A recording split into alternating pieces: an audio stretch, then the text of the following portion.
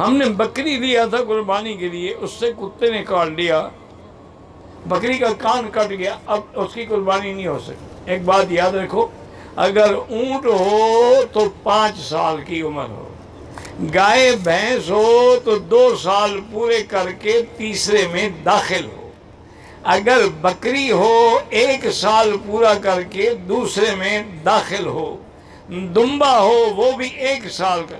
ہاں بعض دمبے موٹے تازے ہوتے ہیں، اگر ان کو چھوڑا جائے وہ سال کے برابر نظر آتے ہیں، اس کی قربانی بھی جائز ہے۔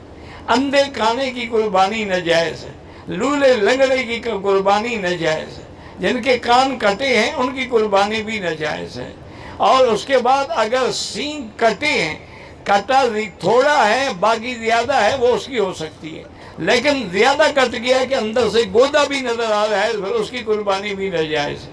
اور جو جانور کمزور ہو، چلنے کے قابل نہ ہو، اس کی بھی قربانی ناجائز ہے۔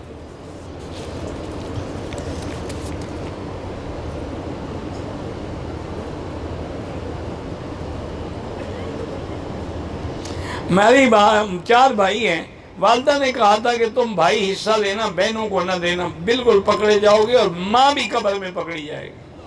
بہنوں کو حصہ ادا کرو، ماں کی قبر بچاؤ۔ ماں نے کہہ دیا، غلط کہا، جو وصیت شریعت کے خلاف ہو اس پر عمل نہیں ہوتا۔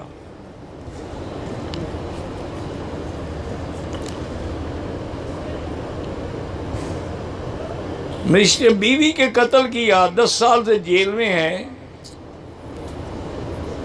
پیرول رہتا ہے، اس کی مدد کر سکتے ہیں آپ۔ اس نے بیوی کو غیرت میں قتل کیا ہوگا نا، ایسے کوئی بیوی کو قتل کرتا ہے؟ اگر غیرت میں قتل کیا ہے تو اس کے ایمان کی نشانی ہے۔